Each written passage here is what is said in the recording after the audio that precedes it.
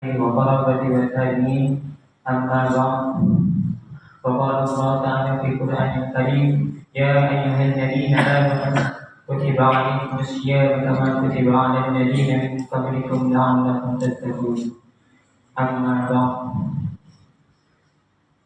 Alhamdulillah, mari kita ikhlaskan puji kita kehadiran Allah Subhanahu wa Ta'ala, yang mana kita masih bisa diberi kesehatan sehat walafiat menunaikan ibadah puasa dan salat berjamaah di Masjid Bait Al-Bala.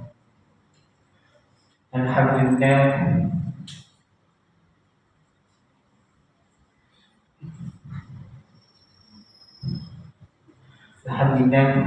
barangkali buka bersama menjadi salah satu momen yang dirindukan umat muslim saat bulan Ramadan di Indonesia khususnya, dengan segala dramanya dan terkadang sebatas wacana bukber menjadi kesempatan untuk berkumpul dia.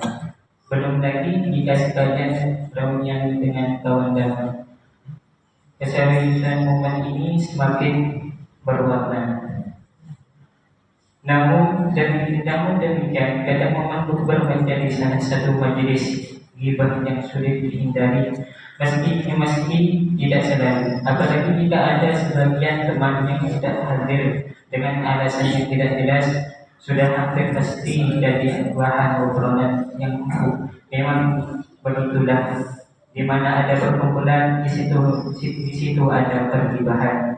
Padahal Rasulullah Shallallahu Alaihi Wasallam sendiri telah mewanti-wanti bahwa ghibah bisa mengumpulkan pahala puasa. Beliau bersabda, "Khamsun yuftir shaim al-ghibah wal namimah wal kadhib wal nadab wal nadab wal istihwa wal yaminu kana kadhib."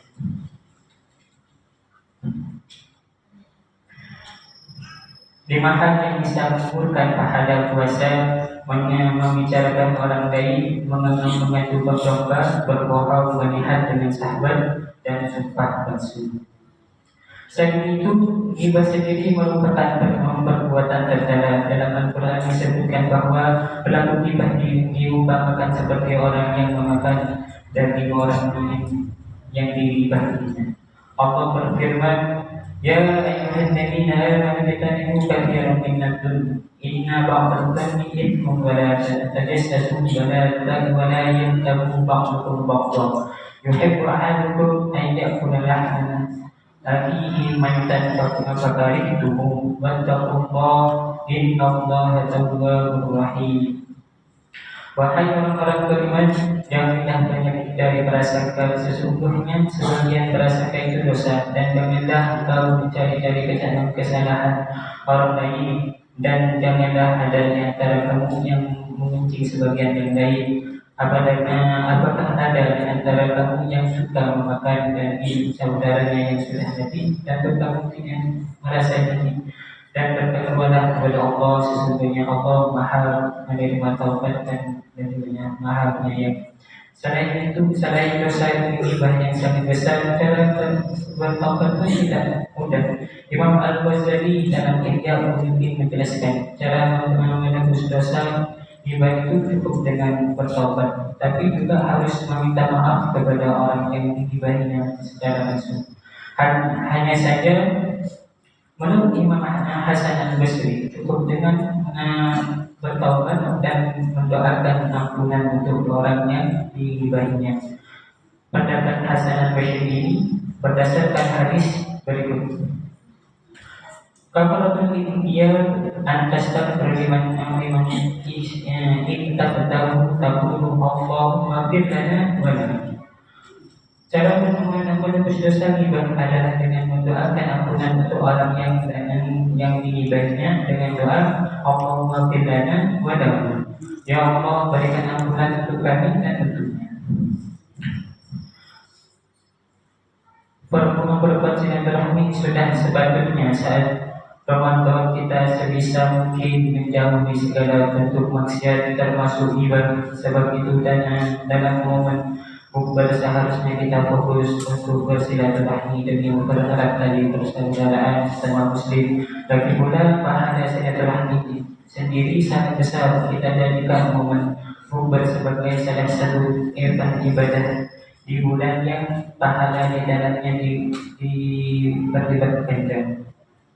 Berikut adalah beberapa keutamaan silaturahmi dalam Islam bisa menjadi motivasi bukber agar bisa agar lebih bermakna. Pertama, menjadi silaturahmi dalam Islam menjadi salah satu indikasi keimanan kepada Allah Subhanahu wa taala dan Rasulnya. Dan dalam satu hadis diriwayatkan an Abi Hurairah radhiyallahu anhu Nabi sallallahu alaihi wasallam qala man kana yu'minu billahi wal yawmil akhir falyukrim dhaifahu wa man kana yu'minu billahi wal yawmil akhir falyasir rahimah wa man kana yu'minu billahi wal yawmil akhir falyakun khairan aw liyasmut. Dan dari Abu Hurairah Nabi Muhammad sallallahu alaihi wasallam bersabda, siapa saja yang beriman kepada Allah dan hari akhir hendaknya yang memuliakan tamunya. Siapa saja yang beriman kepada Allah dan hari akhir hendaknya yang menjaga hubungan baik silaturahmi dengan kerabatnya. Siapa saja yang beriman kepada Allah dan hari akhir hendaknya ia berkata baik atau diam. Selain itu, orang yang menjaga silaturahmi mendapatkan dan menjamin syafaat kelak di hari kiamat. Dalam satu hadis diriwayatkan an Anas bin Malik radhiyallahu anhu qala Rasulullah sallallahu alaihi wasallam salasatu fil asri yaum al-qiyamah wasirul rahman wa ra'atuna dan zawjaha wa tarakatan aisyah mustatabun ma tatabu alaihi hatta yudniyahullah aw yamutu wa rajulun taqadda ta'an wa da'a ilayhi yata'ala masakin. Dari hadis Malik radhiyallahu anhu Rasulullah sallallahu alaihi wasallam bersabda, ada 3 orang yang mendapatkan nama Arsy pada hari kiamat. Yang pertama, orang yang menjaga silaturahmi. 2, seorang istri yang ditinggalkan mati suaminya kemudian membesarkan anak-anak yatimnya sampai Allah mencukupi mereka atau sampai mereka wafat. Dan orang yang terakhir, orang yang membuat makanan kemudian mengajak anak yatim dan orang miskin untuk makan. Momen berjabat tangan saat bertemu tangan dan di acara bukber juga bisa menjadi menguburkan dosa. Rasulullah sallallahu alaihi wasallam bersabda, "Ma min muslimin yabtaqiyan fatasafahan illa ghufira lahuma qabla an yaftariqa." Ketika 2 orang muslim bertemu dan berjabat tangan, maka dosa keduanya akan diampuni sebelum mereka berpisah. Selain itu, berjabat tangan juga bisa mendapatkan limpahan rahmat. Dalam satu hadis diriwayatkan an Umar bin Khattab radhiyallahu anhu qala Rasulullah sallallahu alaihi wasallam idzal taqal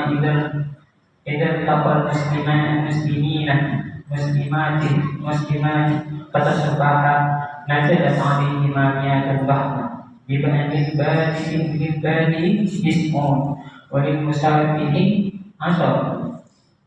Dari Umar bin Khattab radhiyallahu taala, dia berkata, Rasulullah sallallahu alaihi wasallam pernah bersabda, jika 2 orang muslim bertemu dan berjabat tangan, maka akan turun 100 rahmat untuk keduanya, rahmat yang 90 untuk yang mendahului mengulurkan tangan, dan yang 10 untuk orang yang satunya lagi. Mari jadikan momen bukber sebagai kesempatan untuk mempererat ikatan saudara sesama muslim dan memperoleh limpahan pahalanya di bulan yang mulia. Assalamualaikum warahmatullahi wabarakatuh.